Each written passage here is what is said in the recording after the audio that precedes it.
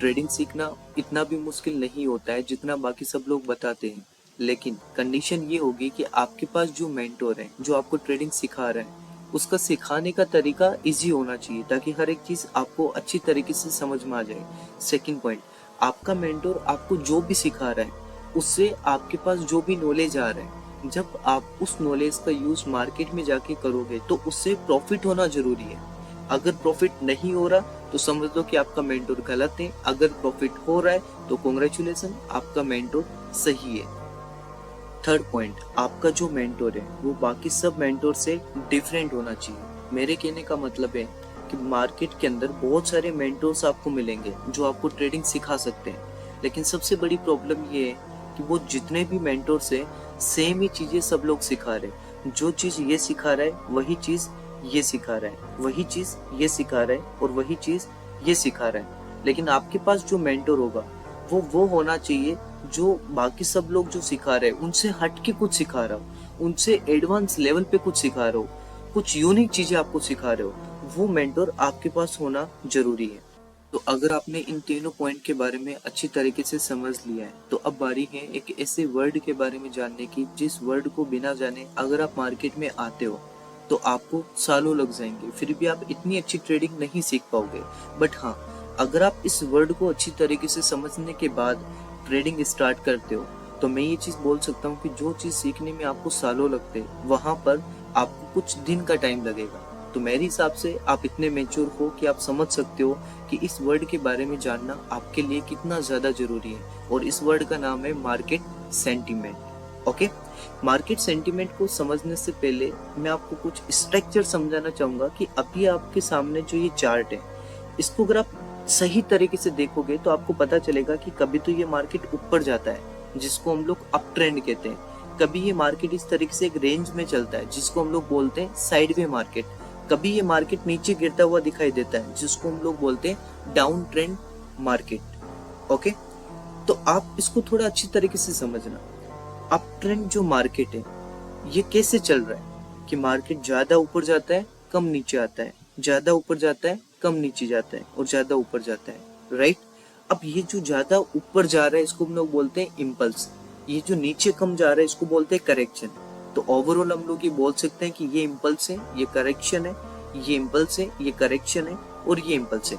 उसी तरीके से डाउन ट्रेंड मार्केट के अंदर भी क्या होता है, नीचे ज्यादा जाता है ऊपर कम आता है, नीचे ज्यादा जा रहा है ऊपर कम आ रहा है, नीचे ज्यादा जा रहा है। तो ये जो नीचे ज्यादा जा रहा है इसको हम बोलते हैं इम्पल्स, ऊपर वाले को करेक्शन, बड़े वाले को इम्पल्स, छोटे वाले को करेक्शन, बड़े वाले को इम्पल्स, छोटे वाले को करेक्शन। ओके, अब ये जो ऊपर जा रहा है हम लोग इनको क्या बोल सकते हैं, और ये वेव है, ये भी वेव, ये भी वेव, ये भी वेव, ये भी वेव। अब आप मुझे बताओ इसमें कितनी वेव है, first wave, second wave, third wave, fourth wave and fifth wave. Okay, impulse, correction और वेव के बारे में आपने अच्छी तरीके से समझ लिया है कि क्या होता है। मैं जस्ट बेसिक बता रहा हूँ इसका, ताकि जो चीज मैं अब बताऊंगा मार्केट सेंटीमेंट के बारे में कम से कम वो चीज आपको समझ में आ जाए।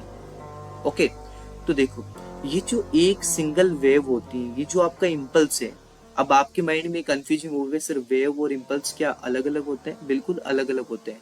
इम्पल्स ये होता है, करेक्शन ये होता है, इम्पल्स ये होता है, करेक्शन ये होता है, इम्पल्स ये होता है, करेक्शन ये होता है। ओके, अगर हम लोग बोलेंगे वेव तो वेव होता है ये फर्स्ट वेव, ये सेकंड वेव, ये थर्ड वेव, ये फोर्थ वेव, ये फिफ्थ वेव। ओवरऑल हम लोग बोल सकते हैं कि जो ये फर्स्ट वेव है इसको हम लोग इम्पल्स भी बोल सकते हैं, ये जो सेकंड वेव है इसको हम लोग करेक्शन बोल सकते हैं, ये जो थर्ड वेव है इसको हम लोग इम्पल्स बोल सकते हैं। आई थिंक अब आपको अच्छी तरीके से समझ में आ चुकी होगी, राइट।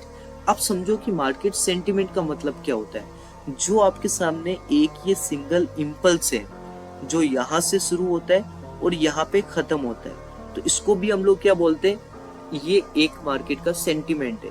ये जो आपका करेक्शन है इसको भी हम लोग बोल सकते हैं कि ये एक मार्केट का सेंटीमेंट है।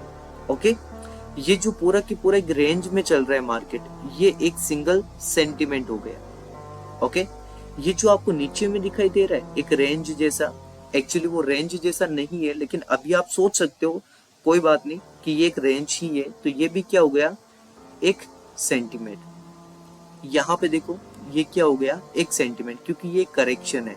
तो ये क्या है, sentiment first, sentiment second, sentiment third, second sentiment fourth, sentiment first, sentiment second, और ये भी एक सेंटिमेंट है। तो मार्केट को सेंटिमेंट का मतलब होता है कि एक एक स्ट्रक्चर को बाहर निकालना।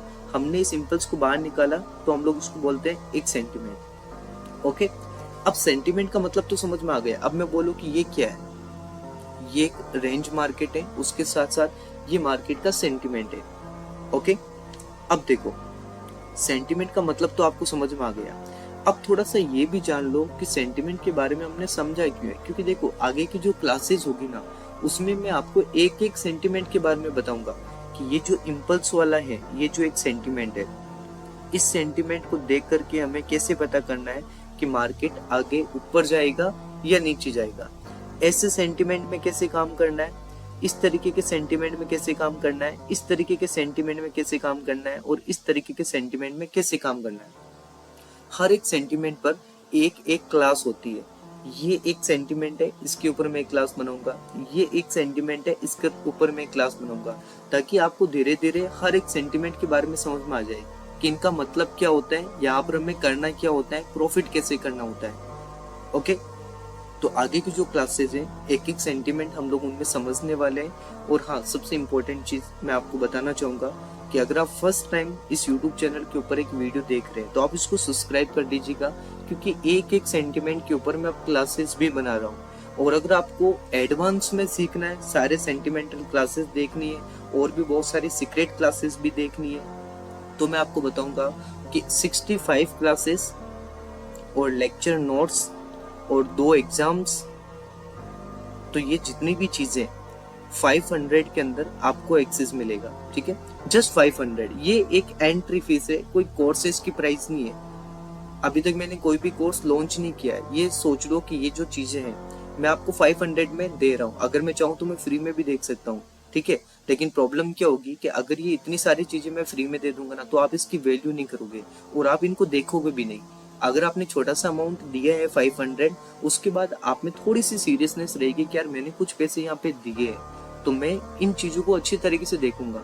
ओके, सो अगर आपको लगता है कि इसके अगला पार्ट भी बनाना चाहिए तो आप कमेंट में जरूर बताना। अगर आपका कोई डाउट है तब भी आप कमेंट में लिख सकते हो, और ये क्लास आपको कैसी लगी इसके बारे में भी आपको कमेंट में जरूर बताना है। Okay, so thank you so much, मिलते हैं नेक्स्ट क्लास के अंदर।